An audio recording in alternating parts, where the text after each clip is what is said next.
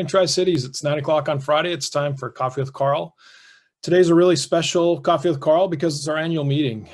Today is the day annually that we really like to appreciate all of our members, our investors in TRIDEC. And this year we're going to do it differently because we can't be in person. You know, usually it's obviously a big event in the convention center. So Eric Pearson, glad to welcome you. The first time on Coffee with Karl. It's been way too long. We should have had you on before, but thanks for joining us, Eric. Thank you. Good morning. Eric Pearson is the CEO of Community First Bank, and he's also our board chair for TRIDEC. So the way we're going to do this morning is Eric and I will kind of open it up and talk about TRIDEC and the year that we've had and some of the things coming forward. And then we'll ask the rest of the TRIDEC team to join us in the second part of the webinar this morning and just have a good discussion about some of the challenges that we face, some of the things that we worked on, and then obviously some of the things that are coming up for this year. So Eric, being our first time guest, as always, we talk about coffee or mugs. And I want to start off because, you know, looking at the annual meeting, my daughter Hattie bought this for me. It's Jabba the mug. So when we started doing these Coffee with Karls, which was Traci's idea, and I think it's a really great idea. We've gotten great feedback that it's become a pretty good forum. I was always scrambling for coffee cups because I didn't really have that many with me, especially when I moved here. And my daughter Hattie bought this one for me because we like Star Wars and we do it together. So it's pretty cool mug and it's a good story to start off with. So Eric, what do you got for us? Well, that's fantastic. So nothing quite as exceptional as that, but I know it'd make a lot of people unhappy just kind of wearing the purple and gold colors here this morning. But no, these Coffee with Karls have been fantastic. I've heard great feedback in the community. So really appreciate you guys putting this on every week. No, for sure. Well, we will take questions from anybody that's watching us on Zoom. You can use the question and answer feature at the bottom. And then if you're on social media, you can always ask a question in the comment and we'll do our best to get to those questions and kind of work them into our discussion as we go. But Eric, you want to start off with kind of some general overview or thoughts on 2020 and TRIDEC? Yeah, sure. Traci asked me to prepare a few thoughts about 2020 and maybe a look forward for TRIDEC. And as I started thinking about it, I recognized that I became board chair actually at the beginning of 2019 with Carl Adrian at the helm of TRIDEC. And shortly into the year, Carl pulled me aside and told me he was going to retire. And that he thought it'd be a good idea if I did a second term as chair to help with the transition once we got a new executive director in place. And it was just easy to find another Carl, I guess. And so to not confuse things too much, we switched the C for a K. But we spent the better part of 2019 worrying about how we were going to make this transition from Carl Adrian, who led the organization successfully for so many years, to someone else, and then going through a process that took quite a bit of time and a lot of energy from a lot of the board, and was thankful for the time that we were able to do it. And I was thankful that it all happened before COVID, because we were able to get it done, meet the candidates in person, and I think make a really great selection. And happy to have Karl Dye on board. But then, of course, as soon as we get him situated, we have an annual meeting last year that was really a goodbye farewell to Carl Adrian. Small introduction to Carl. And then the world changed. And so since that time, I think the experience for TRIDEC has been entirely different. This Coffee with Karl is born out of that. I think a really good thing that may survive, likely will survive in the post-COVID world. So I think TRIDEC has adapted very well to some significant changes, obviously first in leadership and now in the environment with COVID. And I think its relevancy is more significant than it's ever been. And it's just highlighted anytime that there's economic challenges. And some of the programs that TRIDEC has helped facilitate in terms of stimulus funding for this area and what's been going on in that regard, and then helping with the Coffee with Karls to bring folks together, information on how to deal with the pandemic and how businesses can work together to better survive the conditions that we faced in the last 12 months. But really through it all, in 2019, leading up to the search for a new executive director, we embarked on a strategic plan and really didn't change the mission of TRIDEC much, but reemphasized, the goal of economic diversification, federal advocacy, and speaking as a unifying voice through creative leadership in the community. And I think that's what TRIDEC has been steadfastly focused on for years. And now maybe we're just articulating it better, that's what the organization is about. And I think the efforts that the leadership that TRIDEC has shown in 2020 and now into 21 in this environment has demonstrated that we do exactly that. There's lots of good activity on the economic business recruitment retention side of things, obviously on the federal advocacy, helping to manage some stimulus funds that that we've been fortunate to receive in this community, and then just networking and bringing the community closer together. And I think it's just proving its worth day in and day out. Totally. You and I talked, I think a couple of weeks ago now, but you were sharing some information with me, Eric, just as far as, as a business leader in the community and maybe what you guys were seeing at Community First Bank. But you want to share some of those thoughts about your kind of outlook on 2021 and how are things going economically, locally, and some of your thoughts there. I think you've got some pretty good insights in things that are going on and what's coming up a little bit. Yeah, you bet. No, I think it is. There's a lot of good, interesting information, some data that we see regularly that maybe we don't share publicly enough because there's nothing secret about it. But and I think it is very telling. So early on, obviously in the pandemic, everyone was worried with shutdowns and lockdowns, in place. What was going to happen to the economy, and certainly it's had dramatic and drastic effects on some businesses, and we've seen that.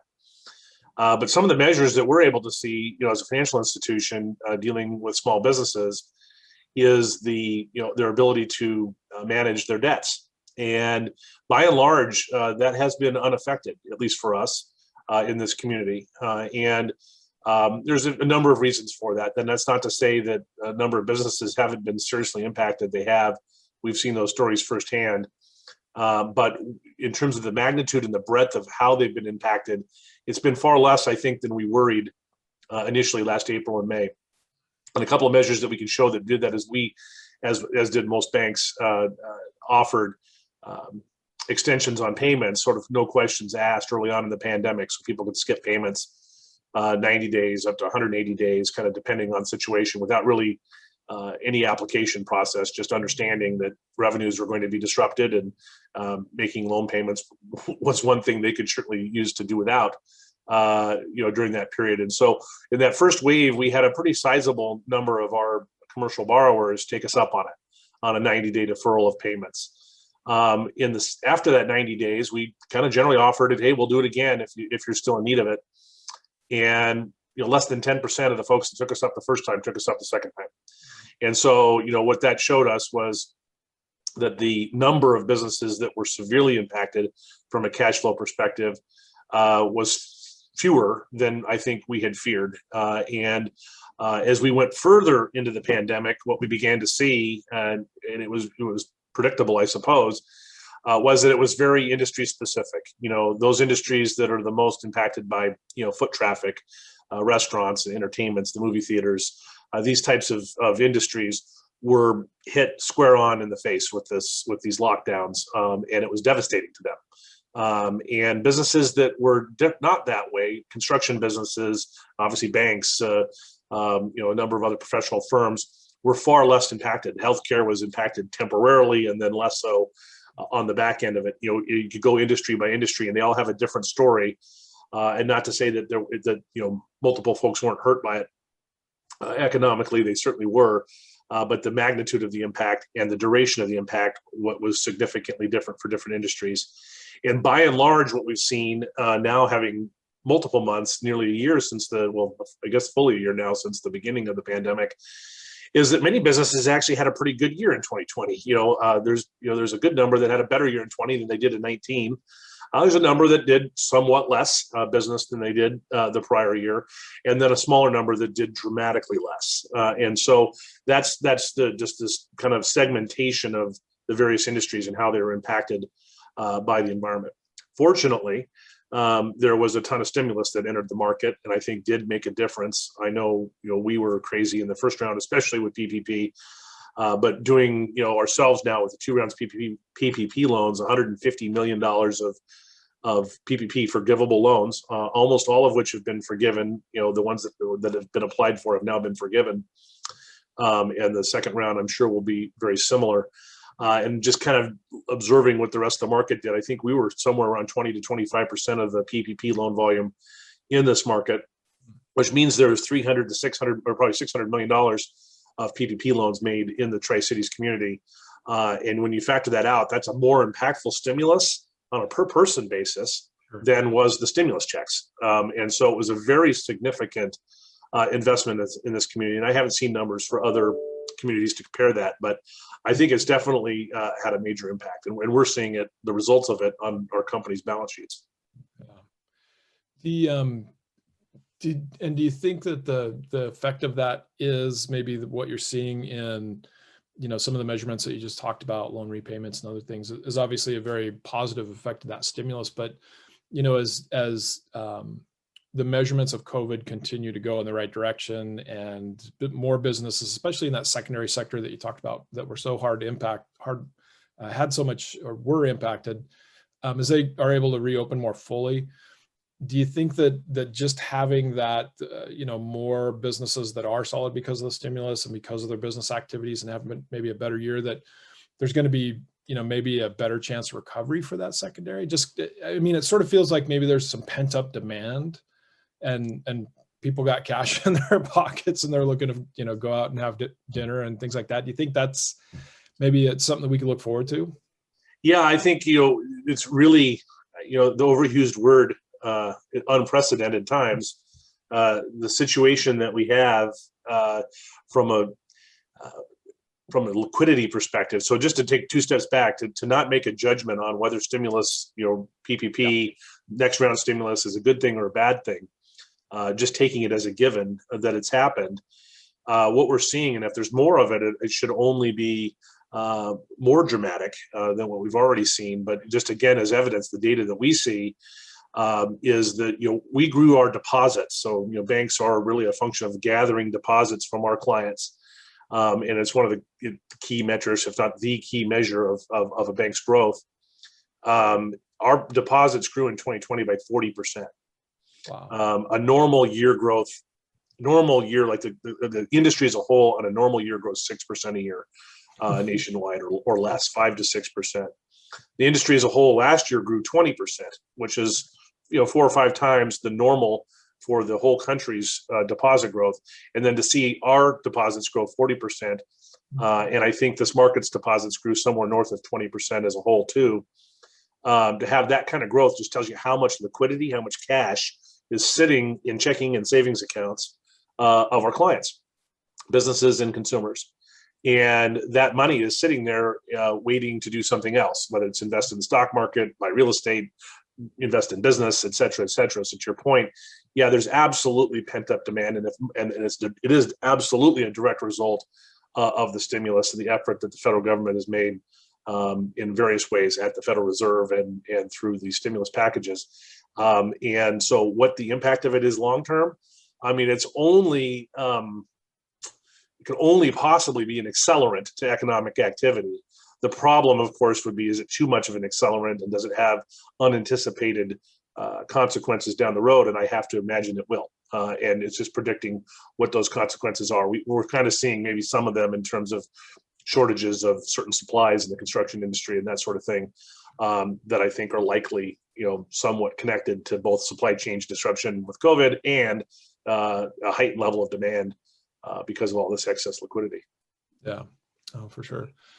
Any thoughts on taking that to the next step that as TRIDEC, as we work on that, I think the economic diversification part of our mission would be, a good example of that. But any ideas or thoughts about things that we should be looking for to, that would kind of tie some of those economic drivers that are occurring right now in with, diversifying the economy, building new businesses, helping people grow it? Just any general thoughts about that? Yeah, I think creating stability and predictability, so that there's less uncertainty. I think uncertainty is the worst thing in any economic environment. People freeze and don't take action when they're uncertain about the future.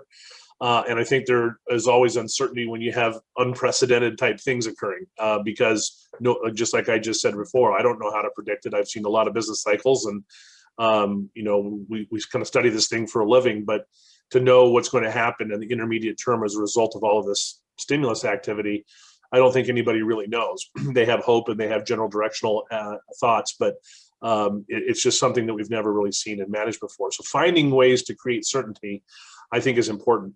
And where I see local uncertainty is in things like availability of housing. Our residential real estate market is extremely tight. It is absolutely a seller's market. It's kind of scarily so a seller's market. I think there's a lot of room for growth in our area. A lot of people wanting to migrate and are migrating to the Tri-Cities from other parts of the country and around the state. There's good economic activity being driven from lots of different sectors of our economy locally. And one of the limiting factors is where these people are going to live. We were definitely seeing and hearing that. And then, of course, you're seeing home prices accelerate, which is a whole nother set of issues for affordability of housing. And so, I think those kinds of things are areas that we can all work together as a community to promote. I think energy is another one, and I know that's near and dear to many of the folks in the TRIDEC organization. And we have so many great resources locally to deal with it. It would be a shame if we can't be a leader in developing, good, solid, dependable energy sources for the whole region, let alone our own community. Yeah, that's great. Thank you.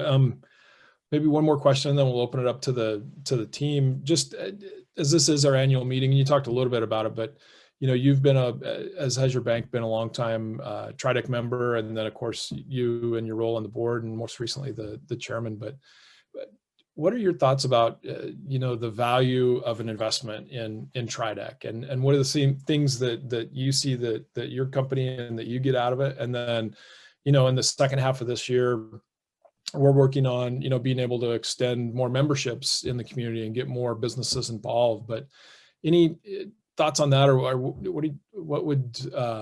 what advice what would you tell somebody that we're out talking to about a new membership, Eric?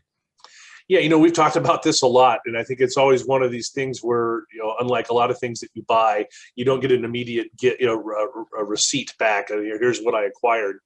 TRIDEC is absolutely an investment, and from a financial institution's perspective, and that's why I think you see most of the financial institutions in our community are members and investors in TRIDEC, and candidly, absolutely should be, because it's economic diversification is good for our business. It's good for the stability of our borrowers' ability to repay us. It's good for deposit growth, because as the economy grows and expands, we've got more opportunity to do more business with folks. It's just absolutely in our best interest, and it goes well beyond financial services. That's my selfish approach to how this works. But for the betterment of our community, to be able to make investments that are going to attract and retain good employees here, I think TRIDEC can serve as a leader. But in every other industry, I mean, we've seen some of the projects. We point to like an AutoZone and the amount of money that was spent just constructing that facility, let alone now the employment that's there. That's a direct result of economic recruitment, and the number of local businesses that benefited substantially from that project, and so many others that TRIDEC has had a hand in over the years, let alone the Hanford government advocacy spending, which, I mean, you can't underestimate what $2+ billion a year into our local economy does for us, and what it would mean if it was changed. And so, being a fervent advocate for that is just crucial. And so it's one of these things. I think if you're a business of any substantial size in this community, you're benefiting from TRIDEC, whether you're an investor or not. And so it kind of becomes an issue of doing the right thing, and being part of the investor group that makes this possible. Thanks. That was really well said. We'll maybe invite the rest of the team to join us now. And Eric, I know you've got to sign off a little bit early, but if you can hang out and maybe just participate in this part of the discussion, that's awesome. And really appreciate your time this morning. Really well said. I think you gave us some great points and great ideas, and really reaffirmation of that value of TRIDEC. And as TRIDEC, we're going to keep on moving forward and keep on working on those projects that you just talked about. But thanks the rest of the TRIDEC team for joining us. I'm going to introduce everything, and fortunately Traci put everybody's title next to their name so I can read it off of the screen as I introduce everyone. So I'm just going to go to my right and start with Tiffany Burke, who is our operations manager. Good morning, Tiffany. Good morning, Carl. Thanks for joining us. Thanks. Next up was Traci Zhao, who's director of business and community relations. Good morning, Traci. Good morning, everyone. And thanks for putting this whole series together and this morning especially. Of course. David Reeploeg is our Vice President of Federal Programs. Good morning, David. Morning, Carl. And we'll stay with David and just say, what do you got for a mug? Since Eric led the way with the Huskies, you got a UW mug for us? Or? You know, I kind of wish I did. I have a really cool, clear UW Bothell campus mug, but I didn't think to bring that today. I did, since a lot of our focus is kind of looking back at 2020. One of the things that was really kind of a fun, unique experience for me at the beginning of last year before sort of the world changed was I got to go to Japan to talk with some of the folks that we've been working with and partnering with on Fukushima area recovery. And while I was there, I picked up a lot of Tokyo Olympics swag, Tokyo 2020. And so I got this coffee cup that says Tokyo 2020. I got the Olympics logo, and I got some shirts, and I got some stuffed animals for the kids. And I'm hoping that they'll maybe one day be collector's items for the Olympics that never happened. So I thought that would be a good one for today. Yeah, and I just got to say, like that, you know, the work that you did, as well as many other Tri-Cities community members, you know, across the spectrum, you know, kind of took that trip last year to Fukushima and have continued to work with them. And it's pretty cool because they have just started on their cleanup of the Fukushima power plant, but they formed a community organization. And, you know, I think it's due to your work and the work that the whole team is. It's pretty cool that they named it essentially Fukushima TRIDEC. So they picked up on the TRIDEC name, like, you know, you guys did such a good job of sharing the things that we've done and, you know, the role that we play in the community. They actually, you know, kind of honored TRIDEC by picking up the name, which is pretty awesome. And maybe David, you can give us the actual name. I think there's another name besides Fukushima and TRIDEC in the organization. Yeah, it's been a really kind of a fun relationship, and that really began with Gary Peterson and Carl Adrian and the relationships that they made. And we've really kind of continued to build that momentum. And so they've called their new organization, which is a regional economic development organization, again, very much modeled after TRIDEC. And you know, there's different cultures, and the way they do things there is just a little bit different than what we do here. But they've seen, I think, the success that TRIDEC has had over the decades, and feel like we're a good model. So they're calling it Fukushima Hamadori, which is the region, Fukushima Hamadori TRIDEC. And even just over the summer, we've had a chance to, both Carl and I, to participate in some of their big celebration events, and we're on their national television, NHK. So it's been a fun relationship. And one of the things that we're really hoping to continue to do is to identify where there might be opportunities for companies here in the Tri-City area that have that expertise in nuclear remediation to maybe do some work over there as well. Yeah, for sure. And it was kind of cool because after we both participated in that webinar that they had kind of kicking off Fukushima and TRIDEC, I got a LinkedIn connection with someone for their trade office in San Francisco for the Japanese government. And, you know, I just kind of pitched him on a few things that we have going over here. And, you know, we'll try to see if that's a lead that we could develop. So a lot of great things have come out of that. Thanks, David. Traci, let's go to you next and see what you got for a mug. Mine is the biggest mug ever, but it says Mama Bear. I'm a mom, and I think that this mug I literally have had this mug every single day of 2020. One, because it has a lot of coffee, and two, it's just that reminder of family's important to me, and I have to find that work-life balance. And 2020 was a hard year, and trying to find that balance, and then, you know, just, hey, go take a break and go spend some time with your kid. And it was just that little reminder. Let's do this, and for people not to mess with the mama bear. So as a warning. Most importantly, no, it's a good point. And so to that life work balance, I think you'd talked before that soccer season's back on again. Did you go to a game? Have you had a game yet? Not yet. It'll start next week. Okay, so at least, you know, that's one indicator things are getting better, and you can start having more of that life work balance for sure. Yeah, definitely. Yeah, no, we're excited. Go Bombers. There you go. Tiffany, how about you? What do you have? And Tiffany, I know that, and I don't want to call you out, but I think it's really awesome because we're looking at updating our technology as we do more Zoom meetings. But do you have a special light? Because I think your lighting's really awesome. Yeah. Yeah, and I played around with it. I can make myself look jaundiced. I can Oh no. make myself look like I'm outside. But I noticed, especially last week, anytime I was talking to Traci, I'm like, can you see me? And she couldn't. So yeah, everybody's gonna get a ring light. That's awesome. How about your mug, Tiffany? What do you got for us? So I have Mom Fuel, and it's from Traci. It is actually one of my favorite cups, and it holds a lot. It does actually have some water right now because I've already had 3 cups of coffee. But So guys, you need to share this with your kids.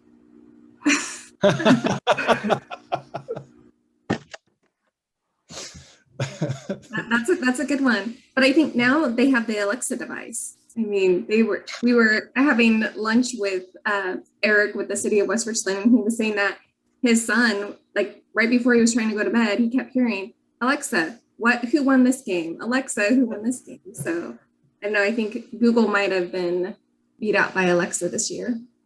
Totally.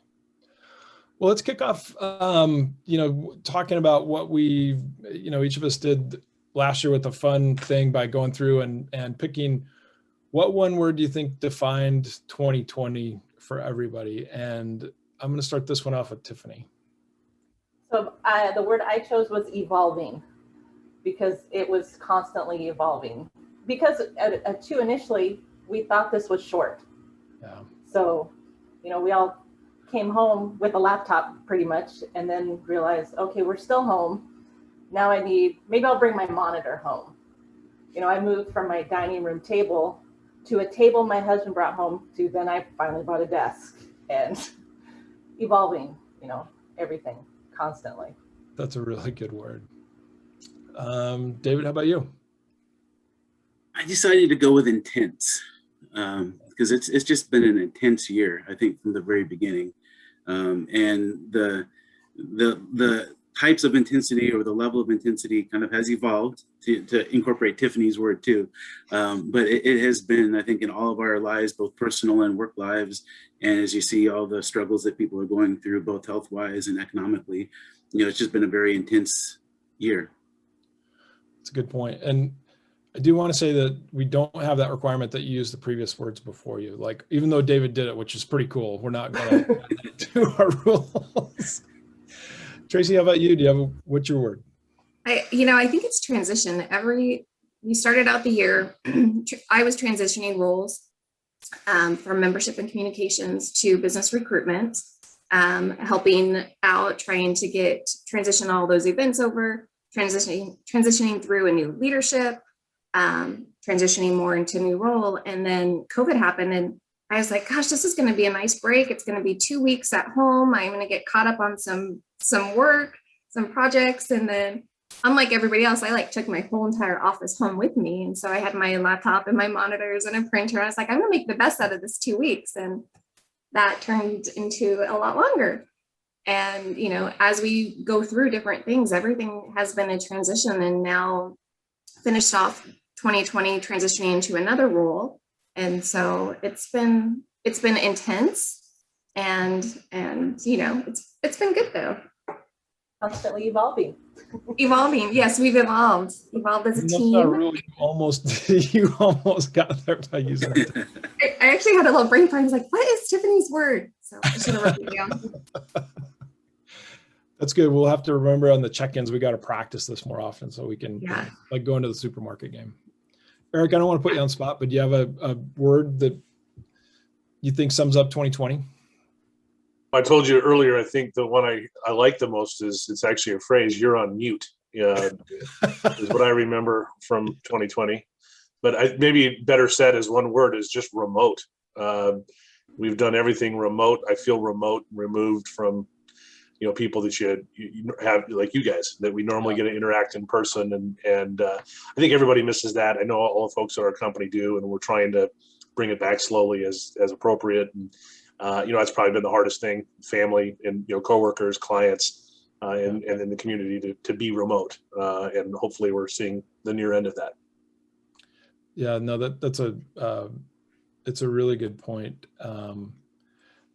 because I think that's what we're all talking about. Like nobody saw it coming. Everybody had to be quick. And I think my word would be flexible. I think, as TRIDEC, we normally are, start off with the annual meeting, right? I mean, we're doing it virtually. Normally we would fill the convention center with all of our members. And I think that what people have told me that they appreciate about that is that chance to see people face to face at least once a year, or with the economic forum, Outlook forum, that they maybe see each other a couple times a year.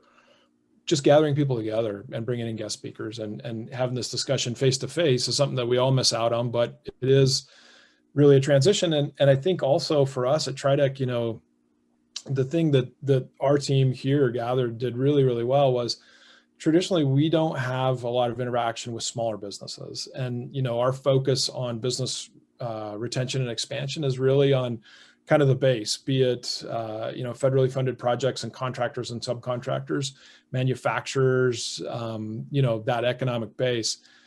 Because of what happened with COVID and this opportunity that we had to fill a role in the community for small business grants, we pivoted very quickly and had to focus on the small businesses. And now I think, with the work that Traci and Tiffany did, and Laura, who couldn't join us today too, we've interacted with, I think Traci, you said around 1,800 small businesses that we've had some form of communications. Not all of them got grants, but we started a dialogue with them, and that's been a real pivot for us, something that TRIDEC didn't do in the past. But again, Eric, I think to your point about that stability and trying to firm up the base and play this role in the community, the team did a great job in shifting into that focus. And that's really, some of the big accomplishments I think that we really did in 2020. Maybe let's shift to that next question and start with Traci. And Traci, you want to talk about some of those programs, maybe specifically the small business loans that you guys worked on last year? Yeah, I think the first thing is, as looking at 2020, and I started thinking back, I was like, the first thing that I was really proud of that we did together, and we did this in partnership with the Tri-City Regional Chamber and Visit Tri-Cities, was that PPE drive. We were able to have the community donate 26,000 units of PPE. I think it was the Friday of right before we closed down, and you got a phone call from Riza with Catholic and said they need supplies. And we went down, we filmed a video, we sent out a press release, and then we had Monday, Tuesday, Wednesday, an open community drop off. And it just, seeing the community and the generosity of people donating, especially not knowing exactly what was going on. In 26,000, I mean, we filled up the Bechtel boardroom, and it was just absolutely amazing. And, I shed a lot of tears as we're taking things in, and people were so generous, and that was amazing. And then taking from that momentum, we go into the grant cycle, and we did Westbeg, which Tiffany, you can talk a little bit about that, because you and Laura were heavily involved with that. And then we went and then moved on to the Benton County CARES and Franklin County CARES Act, and then West Richland CARES. Altogether, personally, I did $7.5 million in grants, help doing 567 grants total from July to November. It was intense. There was like 1,100 hours just spent working on grants. And that was just for those two programs. I don't even know how many hours Tiffany did working with Westbeg and the West Richland CARES grants, but it was crazy.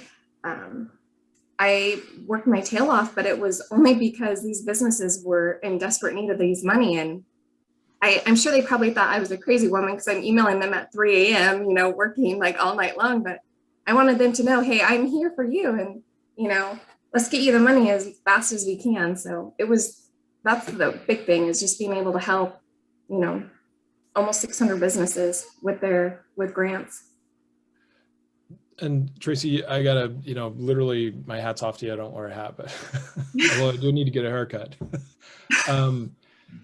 You did such amazing work last year. And I have to say, as your boss, what you bring to the table is amazing, because you did put in all those hours, and it wasn't for a paycheck. It wasn't for anything else other than trying to help businesses, which ultimately speaks, volumes about your dedication to to the team, but your dedication to the community. You did a great job. I really have to give you kudos. And I think that's the culture that we have at TRIDEC. I know I'm the new guy. I've only been here a year, but I think that's the thing that's really moved me a lot this year is that, from our members to our board of directors and the team, everybody does it, to Eric's point about, it's for the community good. We're all in this to move the community forward. It's not about individual companies or people or anything else. It's about doing the right thing for the community and moving the community ahead. And I think that's a great example. Tiffany, you want to talk a little bit about your work with the grants? I picked up on something which is funny. Traci, you called them Westbag grants, and that's our internal terminology for this acronym from the State Department of Commerce on working Washington small business grants. Like, we call them Westbag because we kind of made it up. And when you say that to other people that work on the same program, like from another county, they're like, what are you guys working on? And we just, it rolls off our tongue like it's nothing else. Because I think now the state's having like working Washington small business grants round 4, they're getting ready to come out with. So it's just been an ongoing process. But Tiffany, can you talk about Westbag and the West Richmond programs that you worked on? Well, Westbag, I did look up some of the numbers we had. One of the questions on the application was, how many jobs will this save? And so with what was able to be funded, which we didn't really have a decision or choice on, we just submitted, 384 jobs were saved, which I thought was pretty impressive. And that was out of 76 grants between Benton and Franklin counties. So that was pretty cool. But those Westbag, they just kept coming. I was like, I can do this. And then everybody had to step in. Karl was putting stuff on spreadsheets. Everybody. Which is something you generally don't want to have happen, I should say. We totally underestimated the number of applications that would come in. So we did transition and figure out, okay, now that we're going to do these CARES grants, we have to have a program. And Karl was able to find us a program, which made it much easier. And then with West Richland, 48 grants, a little under $500,000. That's pretty good, Yeah.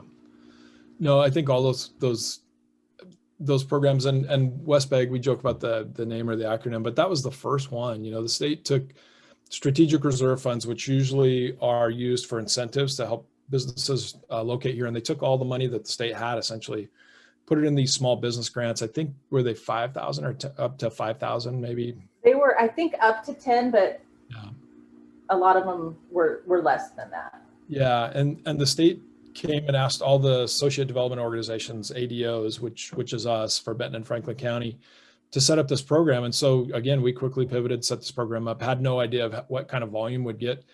It was a standardized email form that the state set up, and we had to set up email systems to receive all those in. And it was, from a logistics and a flow process, it was tough. It was really, really tough. And so what we learned, and then when we had the opportunity to do Benton and Franklin CARES programs in the small business grants, we purchased some software that's set up to do grants. And I think from what you guys did, because you then ran the next programs, is that we did see some efficiencies, and it did somewhat, to a certain degree, automate at least the application process, uploading data and stuff. And again, these are things we had never done before. So you guys did a great job in really pivoting fast and did put in untold hours. So great job.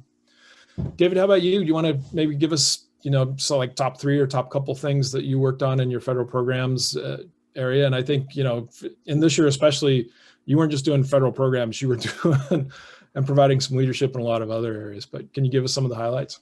Yeah, it was a year of evolution and transition and all sorts of other things. It was intense. And it was intense.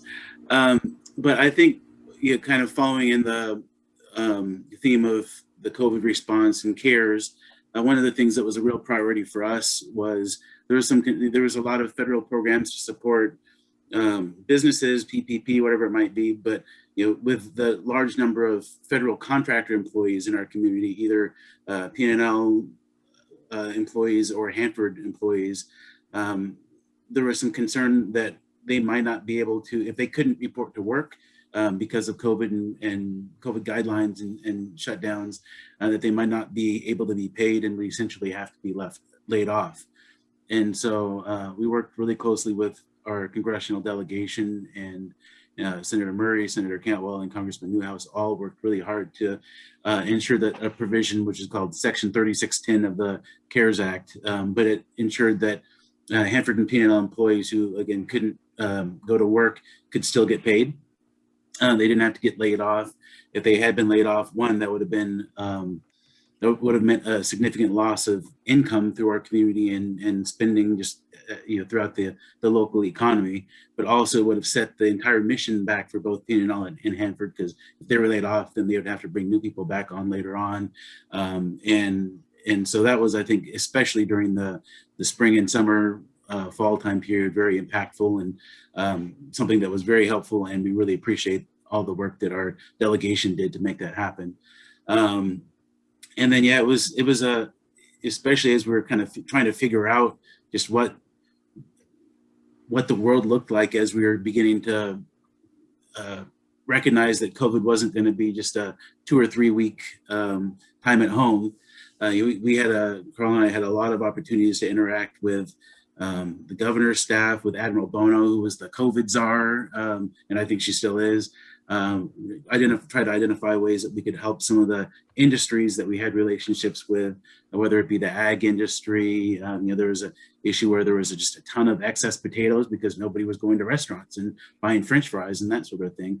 And I even had a chance to participate in that the press conference with Governor Inslee, where at Columbia Basin College, where there were some hecklers, and so that was a very interesting experience. And then I'd just also say that. I mentioned our delegation before, but on a regular basis, staff from our delegation reached out just to say, hey, how are things going in the Tri-Cities? What do businesses their need? And their interest and desire to help, I think, was, very much appreciated. And then the other thing I would add is another transition that happened in 2020 was that TRIDEC began operating Hanford Communities. And for people's background, Hanford Communities is an organization that was set up about 25 years ago to represent the local governments on Hanford-related matters. And they've always had the same executive director since its beginning, Pam Brown-Larson, who retired last spring. And so at that time, we decided it was just a good fit for TRIDEC to begin managing Hanford Communities. And so I've also begun serving as the executive director of Hanford Communities. And I think we've had especially under the circumstances, a pretty good, smooth transition. We're looking at a big part of what Hanford Communities does is not only informing and representing the local governments and elected officials, but also trying to inform the community about what's going on at Hanford. So we've stood up a new website and social media and continue to build on that too. So that was a big transition, and I think it's started off pretty well. Yeah, that's good overview and really good programs. And I think, David, for me, it's just amazing the connections that you have through your previous work, on congressional staffs and that relationship and that network that you bring to bear really has paid off dividends for our community. And I think you're doing just a really, really good job. And I appreciate working with you because I've learned a lot about, the different committee functions, just, a lot of federal government procedure, and obviously, better understanding of DOE and stuff. So good job and good overview. Let's talk about remote working. I mean, obviously, Eric, it was your key word, so maybe we'll start off with you, but thoughts on remote working, how have you guys kind of managed that transition at Community First Bank, and where do you see coming out of this? I mean, we've all had a lot of discussions, right, about, and early on, it was like, well, it is going to just be short-lived. We'll go back to work. Then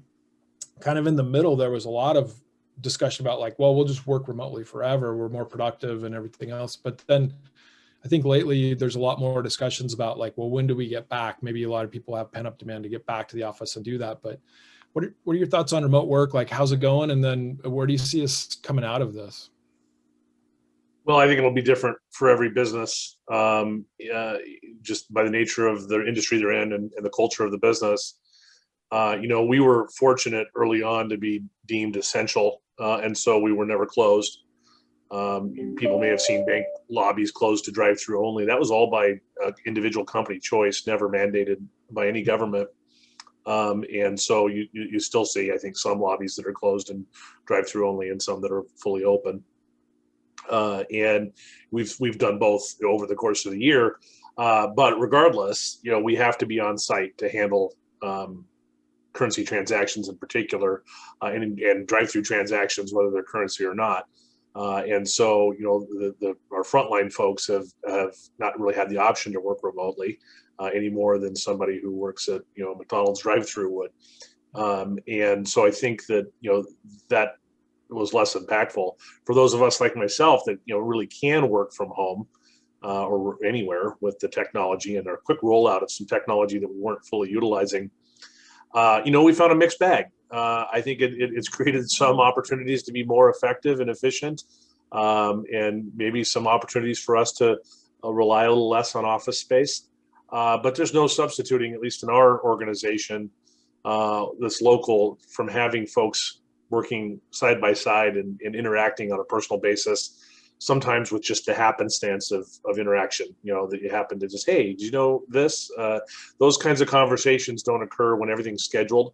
And so I think, for us, that we'll find and are finding that even our folks that have been working remotely, some still are, they're wanting to come back. We're wanting them back.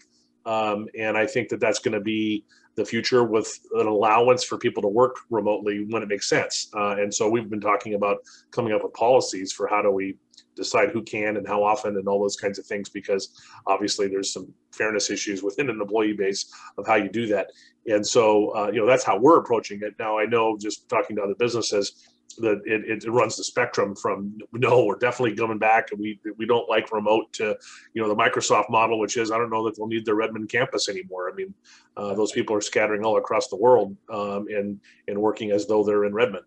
And in their business, that seems to work fine. And so, I don't think it's that their technology is any better, even though they're Microsoft, but it's really just that the culture is different, and it's effective for them to work that way. So I think that's what we'll see in the industry, and individual company culture will dictate that. And the new normal, as it were, will be defined. And I think, we'll all just kind of chart that course ourselves. Yeah, no, great point. I do have to bring up that you taught me how to schedule a meeting in Microsoft Teams, which was awesome.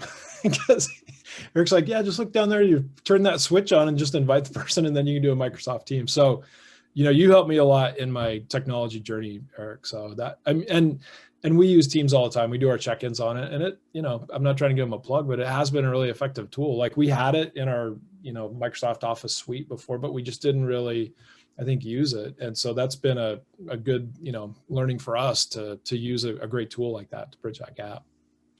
But what about the TRIDEC team? What do you guys think about working remotely? And I know we've had this conversation before, and I think, we found that, our interactions through using technology and everything else, I would say that we've been as effective working as a team remotely as we could if the office were open. Obviously, a lot of our work relates to meetings and committee meetings and things like that. And we do look forward to having some of those, I think, in person in the future. But Tiffany, you want to share your thoughts or ideas on working remotely? How's it going? And I think, we all have kids in school too, right? So it's been a real transition for everybody. Yeah, right? it's been a transition. I would say one of my favorite parts about working remotely is it is forcing me to learn a little bit about everything, because I can't say, oh, hold on, let me ask David. Or, if somebody calls, I want to be able to answer their question. Yeah. So. Yeah, that's a good point. And I think that's what all you guys have done really well is, and of course I am the new guy, but I think we all work well, like cross-functionality, if that's a word, and being able to support each other and help each other out. And even remotely where we can't go and do that, there's still that interaction and that, that teamwork for sure. Well, and now with the VoIP system, where, I can answer, if you call TRIDEC, I can answer it here on my computer. I feel much more, what's the word, like attached. Yeah. Because connected. I did always worry that I had a voicemail at work that I was missing. Right. What if somebody's calling for help and nobody's answering the phones? Yeah. No, that's a great point. Traci, what do you think about working remotely? What's your preference, or where do you see this going? Well, first I want to do a plug. With the Tri-Cities 400 days of sunshine, everybody should want to be working remotely from the Tri-Cities. I mean, it's a gorgeous day outside. I keep seeing all these little hikers go up Badger. People are going to be riding their bikes along the 5,000 miles of bike trails. I'm sure Michael can give us the right information of how many miles of bike trails that we have here. But obviously my math with 400 and 5,000, who really cares? It's a great place to live. But I've been really liking working from home. It's been nice. It definitely has had some challenges, especially as, working remotely and trying to do business recruitment. And, it just adds another layer to virtual business recruitment. And, hey, can you show me these sites? How do you go out and do that? And so it's been fun to learn new things and learning new skills. And it's really nice to wear athletic gear all the time. So it's been in my comfies. It's been nice. So I like it. Yeah. And David, what about you? I mean, obviously, in a normal year, you would have taken a number of trips back to Washington, D.C.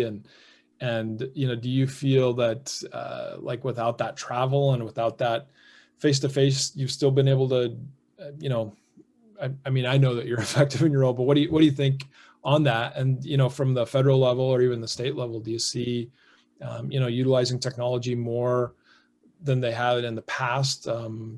Where do you see that going? Yeah, I mean, I think like Eric was saying, there's no replacement fully for face-to-face. And I think TRIDEC has had a lot of success and brought a lot of value both to the community and to our members and to folks like DOE.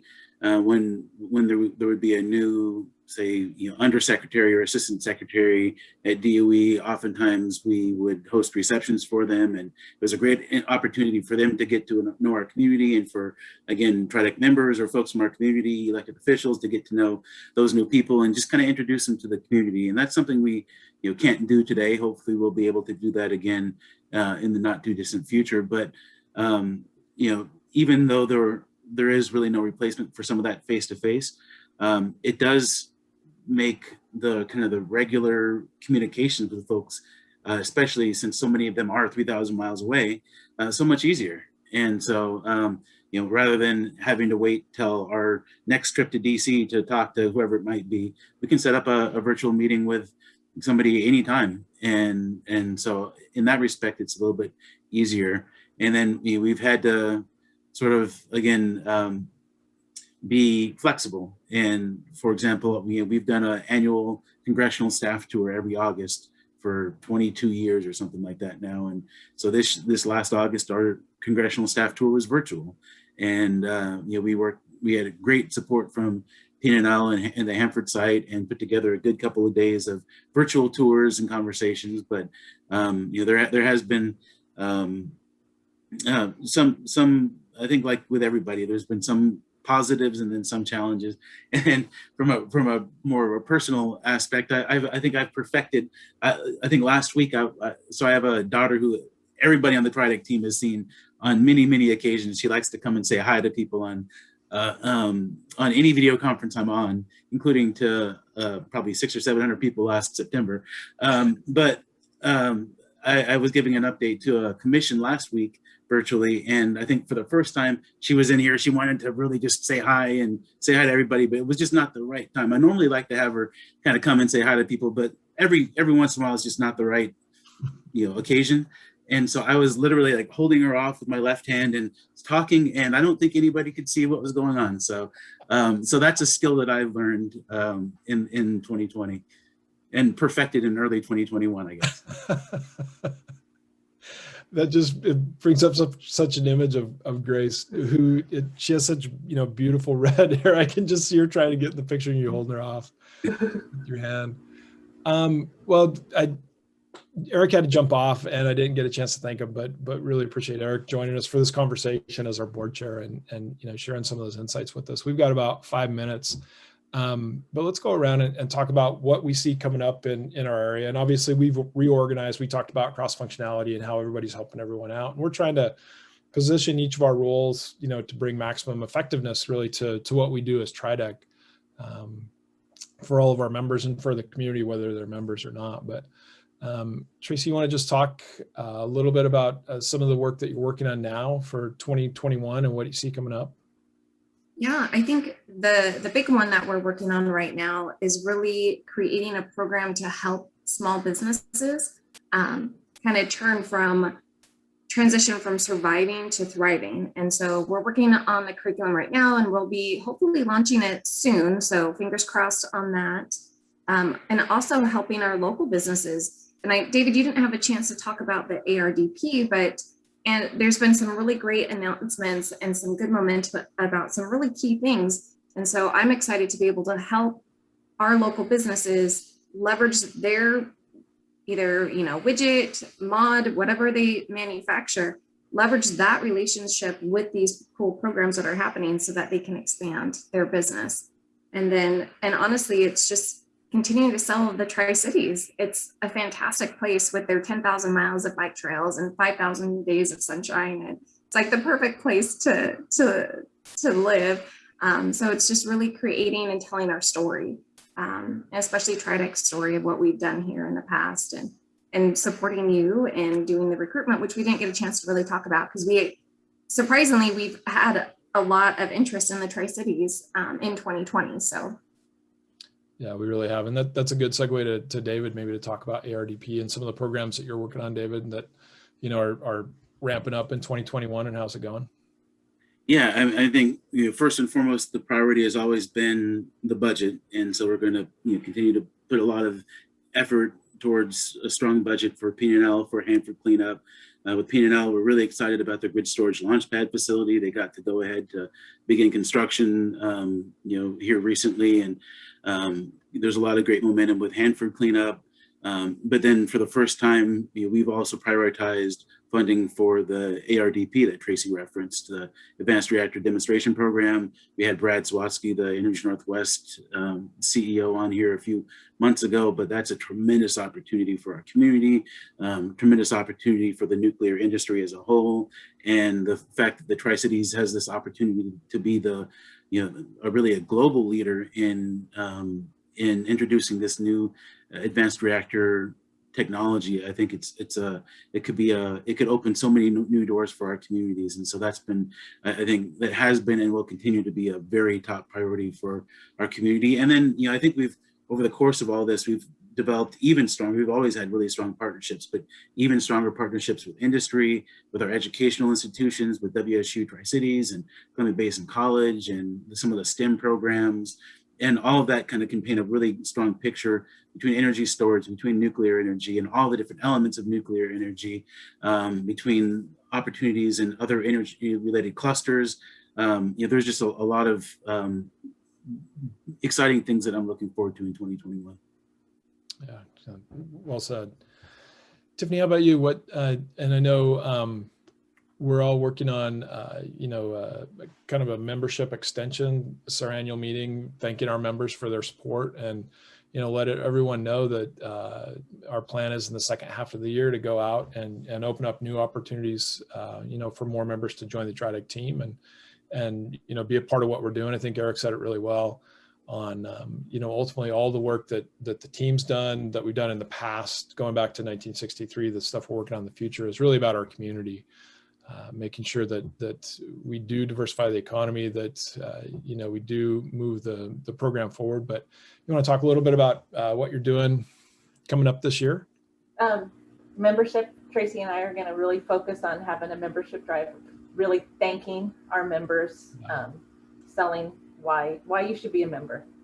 Yeah. So, no, exactly. And I gave everybody else props. I want to make sure, Tiffany, you did a really, really good job this year. You had some challenges that you've overcome and done a really good job. And, I just want you to know here in the Coffee with Karl that you're super valued member of our team, and you're literally the glue that holds the rest of us together. So thanks for a good job. It's, for me, working remotely worked really well because, my husband had some health issues, but it allowed me to still be able to work and not have to burn through all my sick time and vacation time, or then eventually no pay time.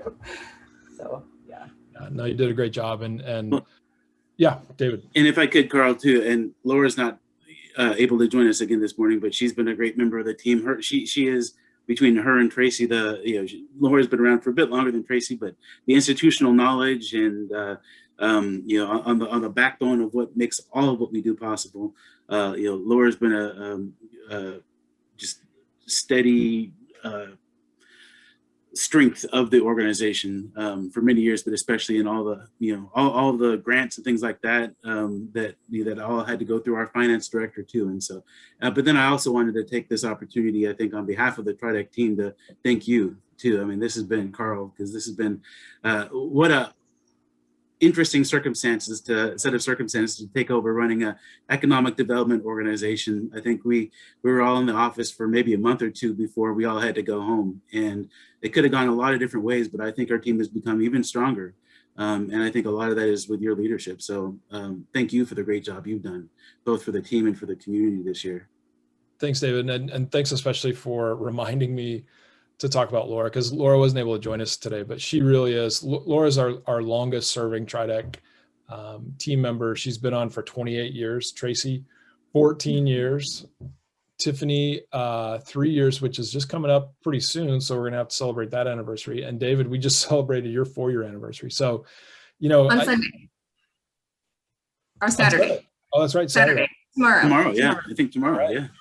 Yeah. 4 years. Well, I have to say, thank you for that. But anything that someone would say, well, Carl, you did this, I could do it because of you guys. You are for sure the best team that I've ever worked with, and you all do a really, really amazing job. And I think that, what we said before is really the case, is that, while we do get paid for our work, and you all do it for the right reason, which is our community. This is a great place to live. My family's just been blown away about, even in COVID, how great it is to be here and work here. And, you guys are one of the huge reasons that we're moving TRIDEC and the community of the Tri-Cities and the economy forward. You're doing a great job. And for all our members out there, I want to say thank you. We've gone over time, as we always do, because I usually talk too much, but you guys have all done a great job. Thank you. Thank you to all of our members for your continued support for TRIDEC. We couldn't do the things that we're doing and that we're going to do in the future without your help.